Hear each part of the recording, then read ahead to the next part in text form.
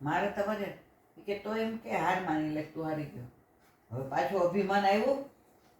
હાર મારી આજે બોલ્યા એ બોલ્યા હો, બીજી વાર મોઢામાં શબ્દ ના આવવો જોઈએ. તમે ભણાવ્યું, તમે શીખવાડ્યું એ તો હવે ઠીક મારા ભાઈ, પણ હોશિયારી કોની? કેટલું અભિમાન. એટલે રાજાએ કહ્યું કે ગુરુદેવ માફ કરજો, પણ આ છે ને એક હાંડેલો ઓલો હાંડ છે, માતેલો હાંડ છે. માટેલો હાંડ છે, અને તમે ઈ કે તો એ કે કાંઈ વાંધો નહીં, મને હરાવે તો હું રાજી થઈશ કે ગુરુ કરતા ચેલા સવાય નહીં, દોઢા નહીં કરાય કે. હવે રાજાએ તો બધે ઢંઢેરો પીટાવ્યો, કુસ્તી રાખી ઓપન ગ્રાઉન્ડમાં. એને ખબર હતી હારી જ જવાનો છે, 60 વર્ષનો, આની સામે જીતે કેવા, આ તો 20 વર્ષનો, અને આખી દુનિયા બધાને હરાવીને કોઈ કુસ્તીબાજીની સામે ટકે જ નહીં. પછી તો એવું થઈ ગયું હતું કે નામ પડે ને એટલે હરીફાઈ જ ન રહે, એમને જ જાહેર કરી દેવામાં આવે. એનો કેટલો વટ. હવે સાંજે કુસ્તી ચાલુ થઈ, પહેલા જ દાવમાં હરાવી દીધો એના ગુરુદેવે. પહેલા જ દાવમાં આરતી હરાવી દીધો. અને ઓલો તો આમ આમ એવો ખસિયાણો પડી ગયો, એવો ભોઠો પડી ગયો કે ગુરુદેવ આ દાવ તો તમને શીખવાડ્યો નહોતો.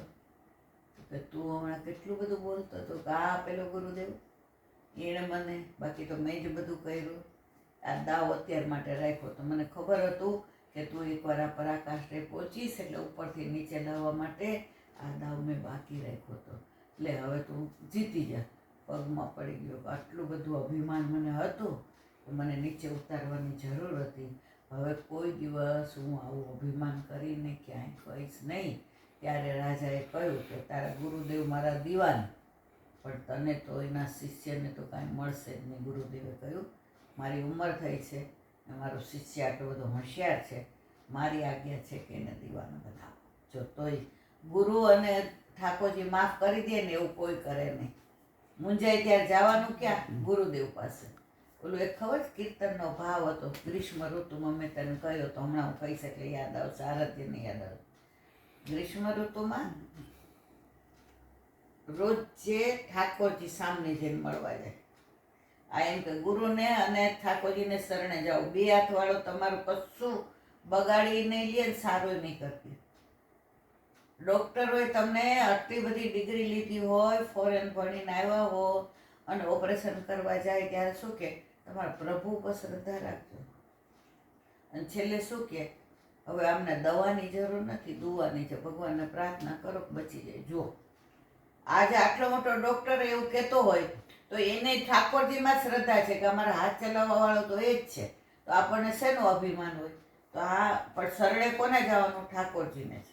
એનો આ દાખલો કે જ્યારે ઉલઝન આવે જીવનમાં, જ્યારે મૂંઝાઈ જાઓ, જ્યારે તકલીફ પડે, ચારે બાજુ બધા માર્ગ બંધ થઈ ગયા હોય, મઝધારમાં આવીને ડૂબવાની તૈયારીમાં હોય, નૌકા દેખાતી ન હોય, એનો નૌકાને ચલાવવાવાળો, નૌકા ચલાવીને શું કહેવાય? નાવિક.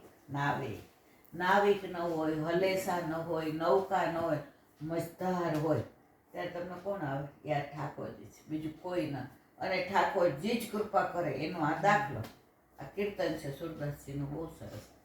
તો રોજ જે ઠાકોરજી મળવા જાય સામનેજીને, આપણે ઓલું કીર્તન ગાઈએ છીએ ને, શ્યામ તેરી બંસી બજે ધીરે ધીરે, શ્યામ તેરી બંસી બજે ધીરે ધીરે, બજે ધીરે ધીરે, શ્રી યમુનાજી કે તીરે, બજે ધીરે ધીરે, યમુનાજી કે તીરે, શ્યામ તેરી બંસી બજે ધીરે ધીરે, શ્યામ તેરી બંસી બજે ધીરે ધીરે, ઈત મધુમંગલ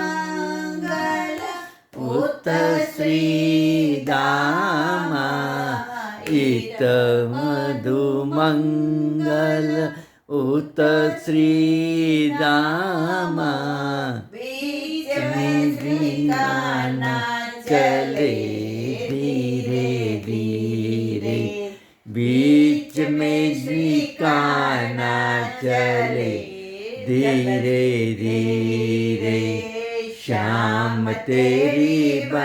બંસી બજે ધીરે ધીરે એત શ્રી લલિતા ઉત શ્રી વિશાખા इत श्री ललिता उत श्री विशाखा बीच में श्री राधा चले धीरे धीरे बीच में श्री राधा चले धीरे धीरे श्याम तेरी बंसी बजे धीरे धीरे श्याम तेरी बंसी बजे धीरे धीरे इत श्री कौरव उत श्री पांडव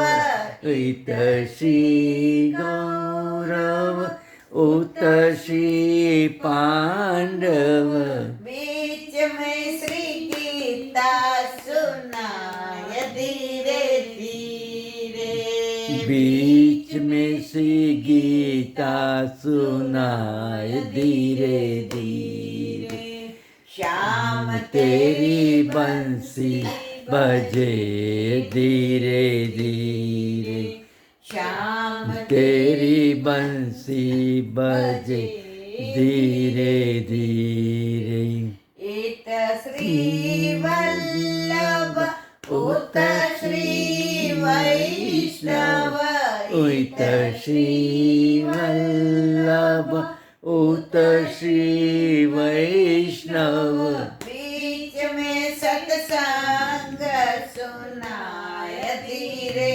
धीरे बीच में सत्संग सुनाय धीरे धीरे श्याम तेरी बंसी बजाए धीरे धीरे श्याम तेरी बंसी बजे धीरे धीरे ધીરે ધીરે બચે ધીરે ધીરે હવે રોજ જે ઠાકોરજી મળવા જાય યમુનાજીના બે કિનારા આ કિનારે ઠાકોરજી ગોકુળ બાજુ સામે બરસાના સામે છે તો એક દિવસ અમાસની રાત હતી તો ઠાકોરજીએ વિચાર કર્યો કે સ્વામીજી આટલા સુંદર સોળે શણગાર હીરા મોતીના કર્યા છે અને ચમકે છે કેવા તો આજે કે રાધાજી મળવા આવે તો કેવું તો પેલી બાજુ લલિતા વિશાખા સુભગા કેતકી સંચાવલી બધાય રાધાજીને મૂકવા આવ્યા કે પ્યારી જો અમે હવે પેલી બાજુ ગોખમાં બેઠા છીએ